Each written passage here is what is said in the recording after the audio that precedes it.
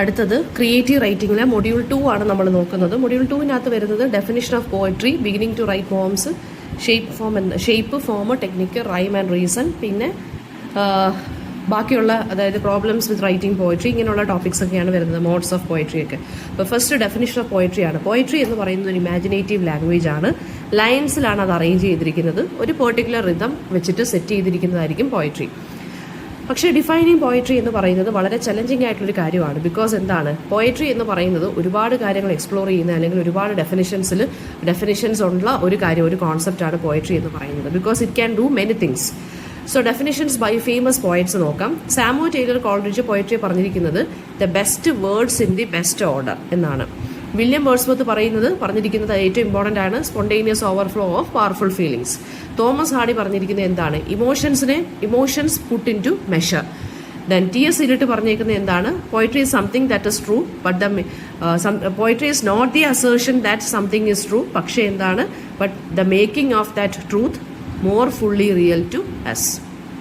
പോയട്രിക്ക് ഒരുപാട് ഫോംസ് ഉണ്ട്. From traditional rhymed poetry to prose forms ഉണ്ട്.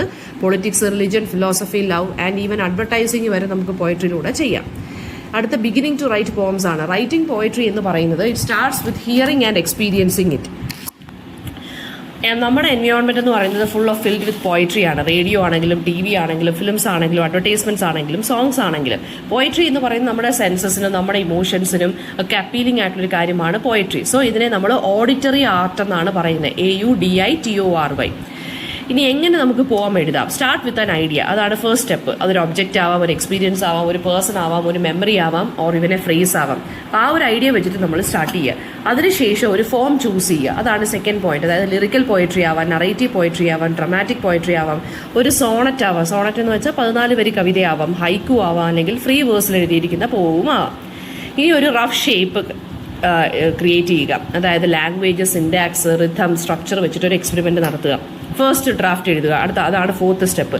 അതായത് വേർഡ്സ് കൊണ്ടും മെറ്റഫേഴ്സ് കൊണ്ടും ഫിഗർ ഓഫ് സ്പീച്ചും ഒക്കെ വെച്ച് എഴുതുക. ലാസ്റ്റ് സ്റ്റെപ്പ് എന്ന് പറയുന്നത് എന്താണ്, റിവൈസും റിഫൈനും, അതായത് എഡിറ്റ് ചെയ്യുക, ഇംപ്രൂവ് ചെയ്യുക. നെക്സ്റ്റ് വരുന്നത് ഒരു പോയത്തിന്റെ ഷേപ്പ്, ഫോം ആൻഡ് ടെക്നിക്കാണ്. പോയംസ് ഷേപ്പ് എന്ന് പറയുന്നത് ഐദർ ട്രഡീഷണൽ ഫോം ആവാം, അല്ലെങ്കിൽ എന്താണ്, ഓർഗാനിക് ഫോം ആവാം, അതായത് നാച്ചുറൽ ആയിട്ട് വരുന്ന ഫോം ആവാം. അപ്പോൾ ഫോം ഇൻ പോയട്രി എന്ന് പറയുന്നത് ഹൗ എ പോം ഈസ് കമ്പോസ്ഡ്, അതാണ് ഫോം ഇൻ പോയട്രി കാണിക്കുന്നത്. ഫോം എന്ന് വെച്ചാൽ മീറ്റർ, വേർഡ്സ്, ഡിക്ഷൻ, സ്റ്റൈല്, അതാണ് ഫോം എന്ന് പറയുന്നത്. പോയട്രി ഈസ് അൾട്ടിമേറ്റ്ലി ഞാൻ നേരത്തെ പറഞ്ഞ പോലെ തന്നെ ഒരു ഓഡിറ്ററി ആർട്ടാണ്. കാരണം നമ്മുടെ സെൻസസിന്, നമ്മുടെ ഇമോഷൻസിന് അപ്പീലിംഗ് ആയിട്ടുള്ള ആർട്ടാണ് പോയട്രി എന്ന് പറയുന്നത്. സോ ഒരു പോം അപ്പിയർ ചെയ്യുന്നത്, ഒരു പേജിൽ ഒരു പോയം അപ്പിയർ ചെയ്യുന്നതെന്ന് വെച്ചാൽ ഒരു മ്യൂസിക്കൽ സ്കോർ പോലെയാണ്. റീഡറിനെ അതിന്റെ മീനിങ്ങിലൂടെ ഇങ്ങനെ ഗൈഡ് ചെയ്ത് കൊണ്ടുപോകുന്നതായിരിക്കണം പോയട്രി. ഈവൻ റൈമും മീറ്ററും ഒന്നും ഇല്ലാതെ എഴുതുന്ന ഫ്രീ വേഴ്സ് പോയമാണെങ്കിൽ പോലും അതിന് അതിൻ്റെതായ ഫ്ലോ ഉണ്ടെന്നാണ് പറയുന്നത്. ഇനി റൈമും റീസണും എന്താണ്? റൈം എന്ന് വെച്ച് കഴിഞ്ഞാൽ എന്താണ്, most familiar sound device in poetry ആണ് റൈം. സിമിലർ സൗണ്ട്സ് കണ്ടിന്യൂസ് ആയിട്ട് ഇങ്ങനെ റെക്കർ ചെയ്ത് വരുന്നതിനെയാണ് നമ്മൾ റൈം എന്ന് പറയുന്നത്. റൈം സ്കീം എന്ന് വെച്ചാൽ arrangement of final words in successive lines. അപ്പോൾ ടൈപ്സ് ഓഫ് റൈം ഉണ്ട്. പെർഫെക്റ്റ് റൈം ഉണ്ട്. പെർഫെക്റ്റ് റൈം എന്ന് വെച്ചാൽ ഫൈനൽ സിലബിൾസ് മാച്ച് ചെയ്യുന്നു കംപ്ലീറ്റ് ആയിട്ട്. മാസ്കുലൈൻ റൈം ഉണ്ട്. മാസ്കുലൈൻ റൈം എന്ന് വെച്ചാൽ 1 സിലബിൾ റൈമിംഗ് വേർഡ്സ്, അതായത് ഡേ, വേ, ഇതൊക്കെയാണ് 1 syllable rhyming words. Feminine rhyme ഉണ്ട്, അതായത് മൾട്ടി സിലബിക് റൈമിംഗ് വേർഡ്സ് ആണ്. പക്ഷേ സെക്കൻഡ് സിലബിൾ അൺസ്ട്രെസ്ഡ് ആയിരിക്കും, അതായത് ഗിവൻ, ഡ്രിവൻ, ഇങ്ങനെ പറയുന്നത്. അടുത്ത ഇന്റേണൽ റൈം എന്ന് വെച്ചാൽ ഒരു ലൈനിൽ തന്നെ റൈം ഒക്കെ ചെയ്യുകയാണെന്നുണ്ടെങ്കിൽ അതിന് ഇന്റേണൽ റൈം എന്ന് പറയുന്നു. അടുത്തത് അലിട്രേഷൻ. അലിട്രേഷൻ എന്ന് വെച്ചാൽ എന്താണ്, ഇനിഷ്യൽ സൗണ്ടുകളുടെ repetition. She sells, sea shells on the sea shore, എന്നുള്ള സൗണ്ട്. ഇനി ഫിക്സഡ് ഫോം എന്താണ്, ഫ്രീ വേഴ്സ് എന്താണ്? ഫിക്സഡ് ഫോമിന് എക്സാമ്പിൾ സോണറ്റ് ആണ്. 14 ലൈൻ പോയം ഉണ്ട്, അതിനൊരു സ്പെസിഫിക് റൈം സ്കീം ഉണ്ട്. അടുത്ത വില്ലനേൽ എന്ന് പറഞ്ഞൊരു പോം ഉണ്ട്, അത് 19 ലൈൻ പോമാണ്. റിപ്പീറ്റിംഗ് ലൈൻസും റൈംസും ആണുള്ളത്. ഹൈക്കു എന്നുള്ളത് ജാപ്പനീസ് ഫോം ഓഫ് പോയട്രി ആണ്. 5, 7, 5 എന്നുള്ള രീതിയിലാണ് സിലബിൾസ് വരുന്നത്. ഫ്രീ വേഴ്സ് എന്ന് പറയുന്നത് എന്താണ്, അതിൻ്റെ റെഗുലർ മെട്രിക്കൽ പാറ്റേണോ റൈമോ ഒന്നും കാണത്തില്ല. ജസ്റ്റ് നാച്ചുറൽ ആയിട്ടായിരിക്കും അത് എഴുതി പോകുന്നത്, നാച്ചുറൽ ടോണും ആയിരിക്കും. എക്സാമ്പിൾ എന്ന് പറയുന്നത് കമലാദാസിന്റെ പോം ഉണ്ടല്ലോ, ആൻ ഇൻട്രൊഡക്ഷൻ, അത് ഫ്രീ വേഴ്സിന്റെ എക്സാമ്പിൾ ആണ്. ഒരു എക്സാമ്പിൾ പോമാണ്. ആ കമലാദാസിന്റെ ആൻ ഇൻട്രൊഡക്ഷൻ എന്ന് പറയുന്നത് it talks about her inner conflicts and freedom. ഇനി മോഡ്സ് ഓഫ് പോയട്രി ആണ്. Lyrical poetry, narrative poetry, dramatic poetry.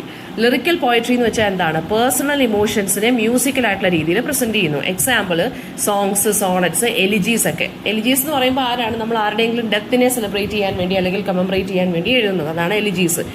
Example എന്ന് പറയുന്നത് സോണറ്റ്സ് ഫ്രം ദി പോർച്ചുഗീസ് എന്ന് പറഞ്ഞ് എലിസബത്ത് ബാരറ്റ് ബ്രൗണിങ്ങിന്റെ ഒരു പോയട്രി. അതൊക്കെ ലിറിക്കൽ പോയട്രിക്ക് എക്സാമ്പിൾ ആണ്. നറേറ്റീവ് പോയട്രി എന്ന് വെച്ചാൽ എന്താ? ഒരു സ്റ്റോറി പറയും, വിത്ത് ക്യാരക്ടേഴ്സും കാണും, പ്ലോട്ടും കാണും. എക്സാമ്പിൾസ് എന്ന് പറയുമ്പോൾ ബാലഡ്സ് അല്ലെങ്കിൽ എപ്പിക്സ്, നമ്മുടെ രാമായണ, മഹാഭാരത, അതൊക്കെ എന്താണ്? നറേറ്റീവ് പോയട്രി ആണ്. നെക്സ്റ്റ് വൺ ഡ്രമാറ്റിക് പോയട്രി ആണ്. അതിനകത്ത് ഡയലോഗും കാണും, ഡ്രമാറ്റിക് ആയിട്ടുള്ള എലിമെന്റ്സ് കാണും. അത് ഈ പ്ലേസിന്റെ ഇടയിൽ അല്ലെങ്കിൽ നാടകത്തിന്റെ ഡ്രാമയുടെ ഇടയിലായിരിക്കും ഡ്രമാറ്റിക് പോയട്രി റിസൈറ്റ് ചെയ്യുന്നത്. അടുത്തത് വോയിസസ് ഇൻ പോയട്രി ആണ്. പോയട്രിക്ക് ഒരുപാട് മൾട്ടിപ്പിൾ വോയിസസ് ഉണ്ടായിരിക്കാം. ഫസ്റ്റ് വൺ, പോയറ്റിന്റെ വോയിസ് ഉണ്ട്, അതായത് the personal voice of the poet. ഇനി പേഴ്സോണ എന്ന് പറയുന്നത് എന്താണ്? അടുത്ത വോയിസ് എന്ന് പറഞ്ഞ് ദ പേഴ്സോണ എന്ന് പറയുന്നത് പോയറ്റ് അഡോപ്റ്റ് ചെയ്യുന്ന വോയിസ്, അത് ഫിക്ഷണൽ ആയിരിക്കാം. അടുത്തത് ഡ്രമാറ്റിക് മോണലോഗ് ആണ്, അതായത് എ പോം ഇൻ വിച്ച് ഒരു ക്യാരക്ടർ സ്പീക്ക് ചെയ്യും, അയാളുടെ തോട്ട്സും അയാളുടെ ഇമോഷൻസും എല്ലാം അയാൾ മറ്റൊരാളുടെ അടുത്ത് റിവീൽ ചെയ്യുമായിരിക്കും. ആ മറ്റൊരാളെ കുറിച്ച് നമ്മൾ അറിയുന്നത് ഈ സ്പീക്കറിന്റെ ലൈൻസിലൂടെ ആയിരിക്കും. അടുത്തത് ഇന്ത്യൻ ഇംഗ്ലീഷ് പോയറ്റ്സും അവരുടെ വർക്ക്സും ആണ്. Some notable Indian English poets എന്ന് പറയുന്നത് ഡോം മൊറൈസ് ഉണ്ട്, അദ്ദേഹത്തിന്റെ ജോൺ നോബഡി എ ബിഗിനിങ് എന്നുള്ള ഫേമസ് പോംസ് ആണ്.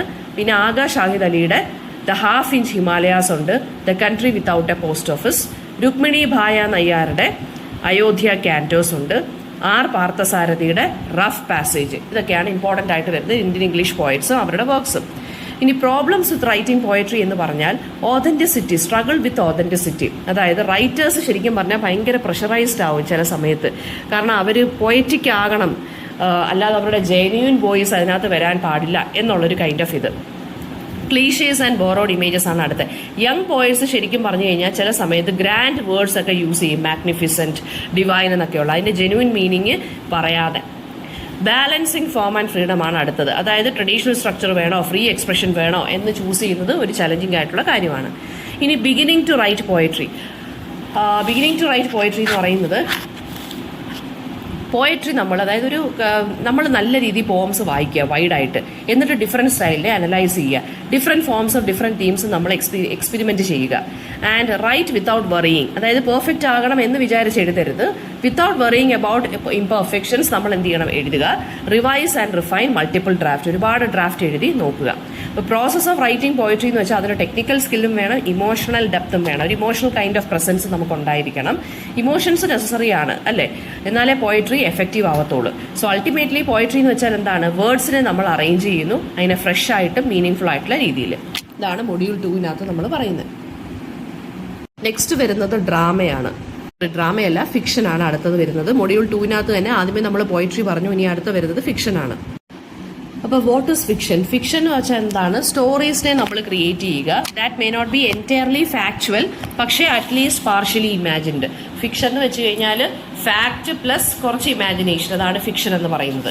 കുറച്ച് ഫാക്റ്റ്, കുറച്ച് ഇമാജിനേഷൻ. അപ്പം ഫിക്ഷൻ എന്ന് വെച്ച് കഴിഞ്ഞാൽ എന്തൊക്കെ കാണും അതിനകത്ത്? ക്യാരക്ടേഴ്സ് ഉണ്ട്, സെറ്റിങ്സ് ഉണ്ട്, പ്ലോട്ട്സ് ഉണ്ട് അല്ലേ? അത് വെച്ചിട്ടാണ് റീഡേഴ്സിനെ എൻഗേജ് ചെയ്യുന്നത്. And fiction does not have to be based on real events, പക്ഷേ ഹ്യൂമൻ നേച്ചറിനെ കുറിച്ചും റിലേഷൻഷിപ്സിനെ കുറിച്ചും സൊസൈറ്റൽ പ്രോബ്ലംസിനെ കുറിച്ച്, സൊസൈറ്റിയെ കുറിച്ചൊക്കെ ഇതിനകത്ത് നമുക്ക് ഫിക്ഷനിലൂടെ നമുക്ക് മനസ്സിലാക്കാൻ സാധിക്കും. ഫിക്ഷനെ നമുക്ക് റിയലിസ്റ്റിക് ഫിക്ഷനായിട്ട്, ഫാൻറ്റസി ഫിക്ഷനായിട്ട്, ഹിസ്റ്റോറിക്കൽ ഫിക്ഷനായിട്ട് ഡിവൈഡ് ചെയ്യാം. റിയലിസ്റ്റിക് ഫിക്ഷൻ എന്ന് വെച്ചാൽ ലൈഫിനെ അതുപോലെ റിയൽ ആയിട്ട് അല്ലെങ്കിൽ റെപ്രസെൻറ്റ് ചെയ്യും.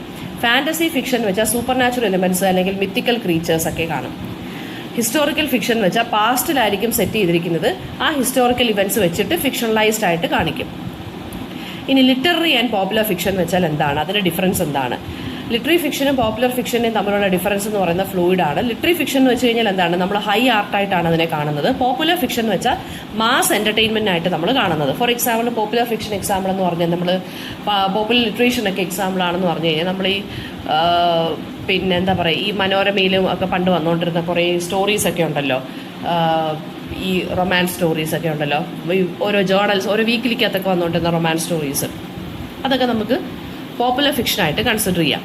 ഇപ്പോൾ പോപ്പുലർ ഫിക്ഷൻ്റെ ജാണേഴ്സ് നോക്കുകയാണെന്നുണ്ടെങ്കിൽ റൊമാൻസ് വരും. റൊമാൻസ് എന്ന് പറയുമ്പോൾ ലവ് സ്റ്റോറീസ് വരാം. പിന്നെ അതിനകത്ത് വരുന്ന വേറൊരെണ്ണമെന്ന് പറഞ്ഞാൽ ചിക്ക് ലിറ്ററേച്ചർ എന്ന് പറയും, CHICK. ചിക്ക് ലിറ്ററേച്ചർ എന്ന് വെച്ചാൽ 1990s വന്നത്. എക്സാമ്പിൾ എന്ന് പറയുന്നത് Bridget John's diary.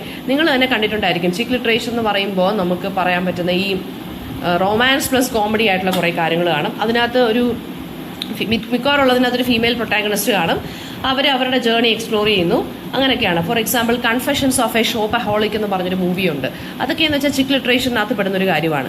Science fiction എന്ന് പറയുന്നത് സ്കൈഫൈ, അതിനകത്ത് സയന്റിഫിക് അഡ്വാൻസ്മെന്റും ഫ്യൂച്ചർ വേൾഡും ഒക്കെ ആയിരിക്കും കാണിക്കുന്നത്. ചിൽഡ്രൻസ് ഫിക്ഷനകത്ത് യങ് റീഡേഴ്സിന് വേണ്ടി ഹാരി പോട്ടർ സീരീസ് ഒക്കെ വരും. ത്രില്ലേഴ്സ് ആൻഡ് ഡിറ്റക്റ്റീവ് ഫിക്ഷനകത്ത് എന്ന് പറഞ്ഞാൽ action packed mystery and crime ആയിരിക്കും. അഗാഥ ക്രിസ്റ്റിയുടെ നോവൽസ്, ജെയിംസ് ബോണ്ടിന്റെ സീരീസ് ഒക്കെ വരും.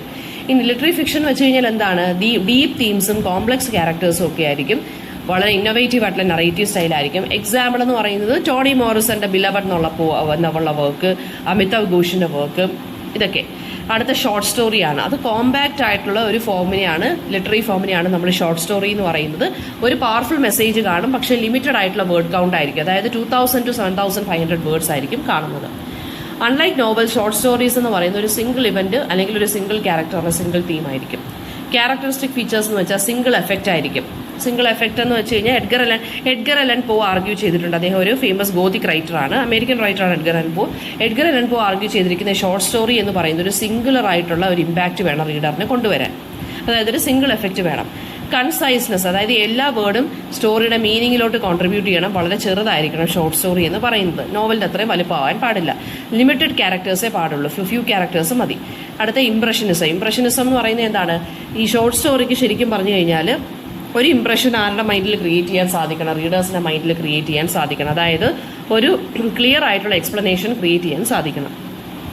ഇനി ഷോർട്ട് സ്റ്റോറീസിനെ നമ്മൾ നോവൽസുമായിട്ട് കമ്പയർ ചെയ്യുകയാണെന്നുണ്ടെങ്കിൽ, നോവൽസ് എന്ന് പറയുമ്പോൾ ബാക്ക്ഗ്രൗണ്ട് ഡീറ്റെയിൽ ആയിരിക്കും, ഒരുപാട് ക്യാരക്ടേഴ്സ് കാണും, വളരെ കോംപ്ലിക്കേറ്റഡ് ആയിട്ടുള്ള പ്ലോട്ട് ആയിരിക്കും.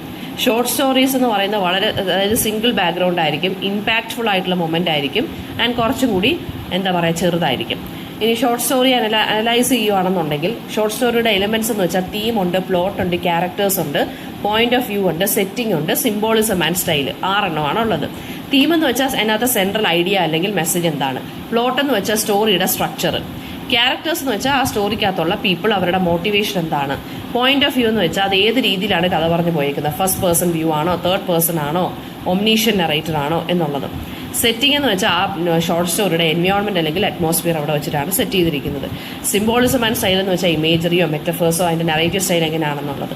ഓക്കെ, എക്സാമ്പിൾ എന്ന് പറയുമ്പം ആന്റൺ ചെക്കോവിന്റെ ഷോർട്ട് സ്റ്റോറീസ് എന്ന് പറയുന്നത് ഇംപ്രഷനിസ്റ്റിക് സ്റ്റൈലിലാണ് അത് എഴുതിയിരിക്കുന്നത്, ഡീറ്റെയിൽ ഓറിയന്റഡ് ആയിരിക്കും അതെല്ലാം. ഇനി conversation with a creative writer, R പാർത്ഥസാരഥിയുടെ ഇന്റർവ്യൂ ആണ് ഇതിനകത്ത് കൊടുത്തിരിക്കുന്നത്. അദ്ദേഹം ഒരു റിനൗണ്ട് ഇന്ത്യൻ പോയറ്റ് ആൻഡ് റൈറ്ററാണ്. റഫ് പാസേജ് എന്നുള്ളതാണ് അദ്ദേഹത്തിന്റെ ഏറ്റവും ഇമ്പോർട്ടൻ്റ് ആയിട്ടുള്ള വർക്ക്. അപ്പം അദ്ദേഹം 15ാമത്തെ വയസ്സിലാണ് എഴുതി തുടങ്ങിയത്, under the influence of a teacher. Keats, ഷെല്ലിയൊക്കെയാണ് ഇദ്ദേഹത്തിനെ പണ്ട് കാലത്ത് ഇൻഫ്ലുവൻസ് ചെയ്തിരുന്ന പോയറ്റ്സ് എഴുതാൻ തുടങ്ങിയ സമയത്ത്. ആൻഡ് പിന്നീട് എന്താണ്, രാജാറാവോ പോലുള്ള ഇന്ത്യൻ റൈറ്ററൊക്കെ ഇദ്ദേഹത്തിനെ ഇൻഫ്ലുവൻസ് ചെയ്തു. Theme of identity, cultural heritage, language, ഇതൊക്കെയാണ് ഇതിനകത്ത് തീംസ് ആയിട്ടൊക്കെ വരുന്നത്. സെക്കൻഡ് ഇന്റർവ്യൂ എന്ന് പറയുന്നത് സുഭദ്ര സെൻഗുപ്തയായിട്ടാണ്. അവർ കുട്ടികൾക്ക് വേണ്ടിയാണ് എഴുതുന്നത്. അപ്പോൾ ചിൽഡ്രൻ സ്റ്റോറീസ് എന്ന് പറയുന്നത് വളരെ ക്വിക്ക് ആൻഡ് എൻഗേജിംഗ് ആയിട്ട് പോകേണ്ടതാണ്. പിന്നെന്താണ്, സെൻസറി ഡീറ്റെയിൽസ് ഒക്കെ നല്ല രീതിയിൽ ഭയങ്കര ഡിസ്ക്രൈബ് ചെയ്ത് വേണം എഴുതാൻ. മോറൽസ് എന്ന് പറയുന്നതും ഉണ്ടായിരിക്കണം. ഇനി നമ്മൾ ഫിക്ഷൻ എങ്ങനെയാണ് എഴുതേണ്ടത്? ഇപ്പോൾ റീഡ് വൈഡ്ലി, ഡിഫറെൻറ്റ് സ്റ്റൈൽസ് നമ്മൾ വായിക്കുക, ഒരു ക്യാരക്ടറിനെ ഡെവലപ്പ് ചെയ്യുക, ആ ക്യാരക്ടറിൻ്റെ ബാക്ക്ഗ്രൗണ്ട് മോട്ടിവേഷനും ഒക്കെ നമ്മൾ തന്നെ ക്രിയേറ്റ് ചെയ്യുക ഡീറ്റെയിൽഡ് ആയിട്ട്. ഒരു സീൻ വെച്ചിട്ട് സ്റ്റാർട്ട് ചെയ്യുക, ഒരു മൊമെന്റ് വെച്ചിട്ട് സ്റ്റാർട്ട് ചെയ്യുക, അത് വെച്ചിട്ട് ലാർജർ സ്റ്റോറി ആയിട്ട് എക്സ്പാൻഡ് ചെയ്യുക. പിന്നെ ഔട്ട്ലൈനും പ്ലോട്ടും വേണം, ഒരു സ്ട്രക്ചർ വേണം. റിവൈസ് ആൻഡ് എഡിറ്റ്, അതായത് അതൊരു റിവൈസ് ചെയ്തുകൊണ്ടേ ഇരിക്കുക.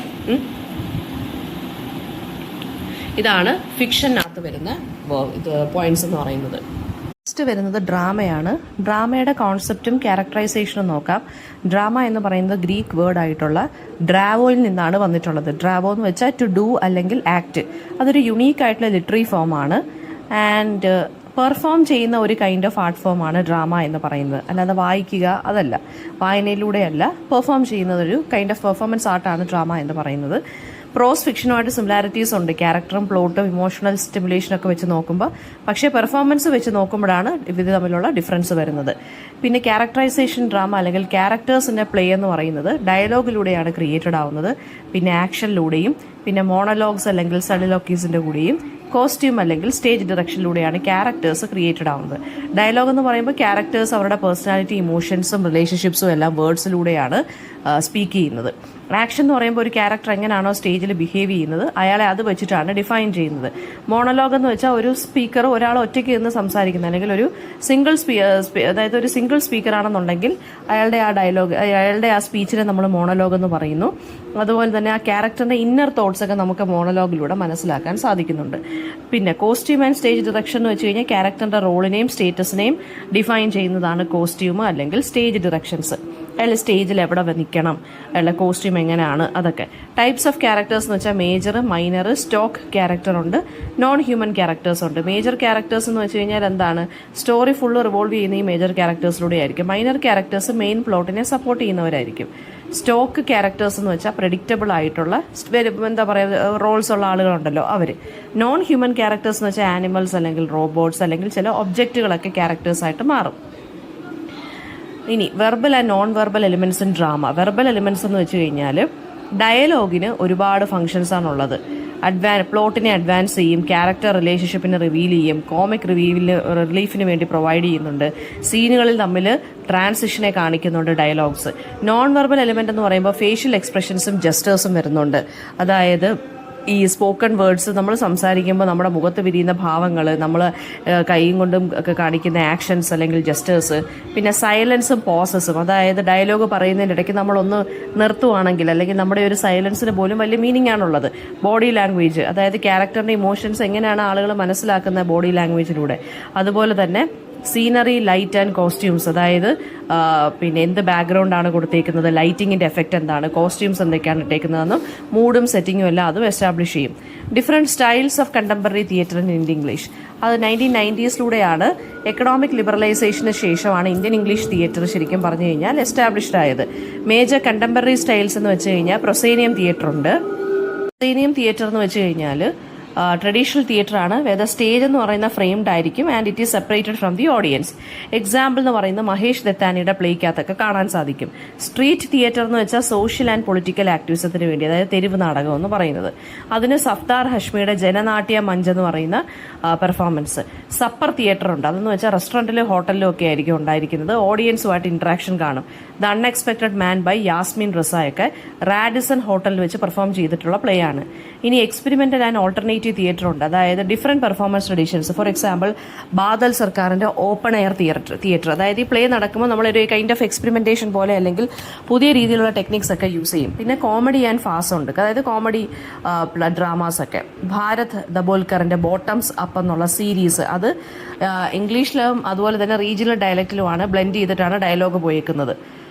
പിന്നെ തിയേറ്റർ ഫോർ സോഷ്യൽ ചേഞ്ച് ഉണ്ട്, അതായത് ജെൻഡർ ഇക്വാളിറ്റി, പൊളിറ്റിക്സിന് വേണ്ടി, ഹ്യൂമൻ റൈറ്റ്സിന് വേണ്ടി. ഫോർ എക്സാമ്പിൾ മഞ്ജുള പത്മനാഭന്റെ ഹാർവസ്റ്റ് എന്നുള്ള വർക്ക്. ഇനി developing A situation in drama. അപ്പോൾ പ്ലേ റൈറ്റ് ഒരു സിറ്റുവേഷൻ ക്രിയേറ്റ് ചെയ്യണമെന്നുണ്ടെങ്കിൽ അല്ലെങ്കിൽ ഒരു ഡ്രാമ എൻഗേജിങ് ആക്കി മാറ്റണം എന്നുണ്ടെങ്കിൽ സം തിങ്സ് എന്താണ് അവർ ക്രിയേറ്റ് ചെയ്തിരിക്കണം. First one, find A conflict, അതായത് ഒരു സ്ട്രഗിൾ അല്ലെങ്കിൽ ഒരു കൺഫ്യൂഷൻ കൊണ്ടുവരാൻ ശ്രമിക്കുക നെറേറ്റീവിനകത്ത്. അടുത്തത് സെറ്റ് എ സ്റ്റേജ്, ഒരു സെറ്റിംഗ്, പിന്നെ സ്റ്റോറിക്ക് അനുസരിച്ചുള്ള അല്ലെങ്കിൽ സ്റ്റോറിയെ എൻഹാൻസ് ചെയ്യുന്ന ഒരു കൈൻഡ് ഓഫ് സെറ്റിംഗ് ക്രിയേറ്റ് ചെയ്യുക. അടുത്ത ഇൻട്രൊഡ്യൂസ് ക്യാരക്ടേഴ്സ്, അവരുടെ മോട്ടിവേഷൻ എന്താണ്, ഡിസയർ എന്താണ്, റിലേഷൻഷിപ്സ് എന്തൊക്കെയാണെന്ന് കാണിക്കുക. പിന്നെ സസ്പെൻസ് ബിൽഡ് ചെയ്യുക, അതായത് ഓഡിയൻസിനെ എൻഗേജ് ആക്കി മാറ്റുക. അതായത് ഫോർ എക്സാമ്പിൾ നമ്മൾ പറയുകയാണെന്നുണ്ടെങ്കിൽ ഒരു ക്യാരക്ടർ എലിവേറ്ററിനകത്ത് സ്റ്റക്കായിട്ടിരിക്കുവാണ് വിത്ത് എ സ്ട്രേഞ്ചർ. ആ സ്ട്രേഞ്ചർ ഭയങ്കര സസ്പീഷ്യസ് ആയിട്ടാണ് നമുക്ക് കാണുന്ന ആളുകൾക്ക് തോന്നുന്നത്. അപ്പോൾ ഒരു കൈൻഡ് ഓഫ് ടെൻഷൻ അവിടെ ബിൽഡ് ചെയ്യുമല്ലോ, അതാണ് ഇവിടെ ഉദ്ദേശിക്കുന്നത്. പിന്നെ creating A sequence of events എന്ന് വെച്ചാൽ എന്താണ്, ഒരു ഗുഡ് സീക്വൻസ് എങ്ങനെയാണ് ഒരു പ്ലേക്കകത്ത് വരുന്നത്, ക്യാരക്ടേഴ്സിനെ സെറ്റിങ്ങിനെ ഇൻട്രൊഡ്യൂസ് ചെയ്യുക, അതിനെയാണ് നമ്മൾ എക്സ്പോസിഷൻ എന്ന് പറയുന്നത്. പിന്നെ ഒരു റൈസിങ് ആക്ഷൻ ഉണ്ടായിരിക്കണം, അതായത് ഒരു കോൺഫ്ലിക്റ്റ് അല്ലെങ്കിൽ ഒരു ടെൻഷൻ ഉണ്ടായിരിക്കണം. ക്ലൈമാക്സ് എന്ന് പറയുന്നത് ടേണിംഗ് പോയിന്റ് അല്ലെങ്കിൽ ഡ്രാമയുടെ ഏറ്റവും പീക്ക്. ഫോളിംഗ് ആക്ഷൻ എന്ന് പറയുന്നത് ക്ലൈമാക്സിന്റെ കോൺസിക്വൻസ്.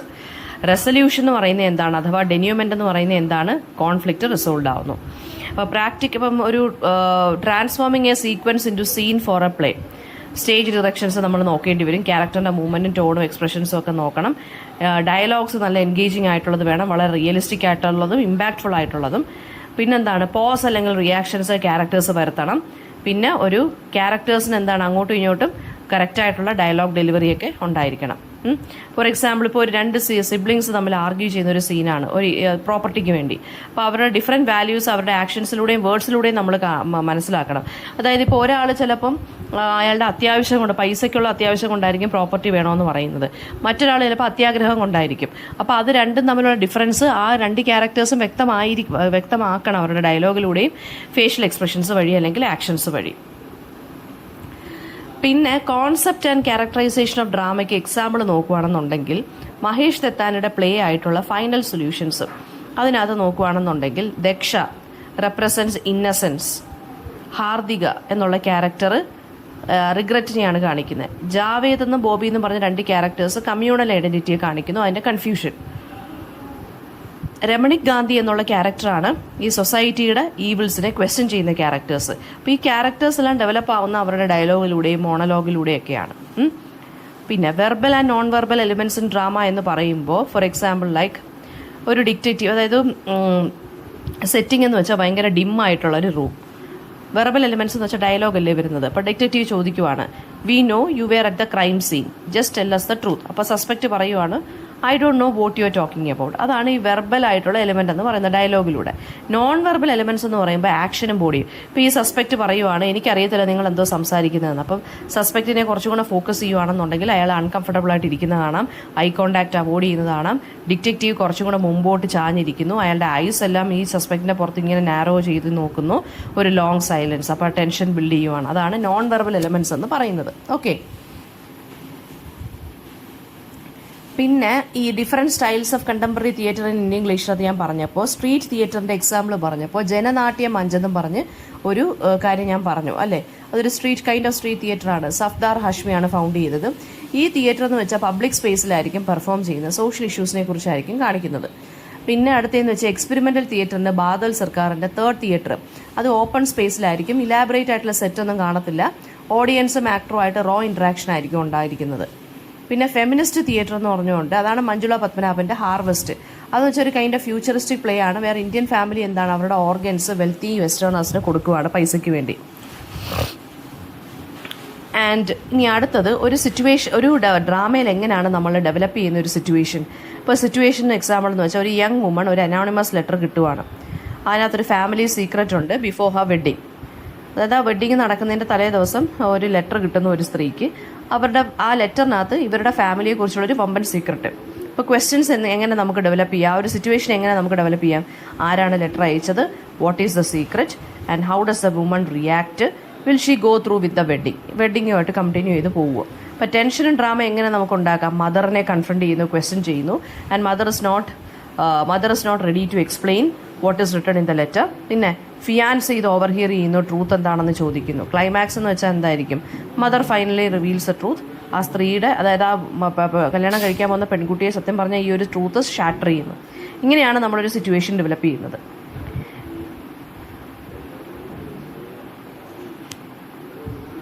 അപ്പം ഇത്രയാണ് ഇതിനകത്ത് വരുന്ന പോയിന്റ്സ് എന്ന് പറയുന്നത്.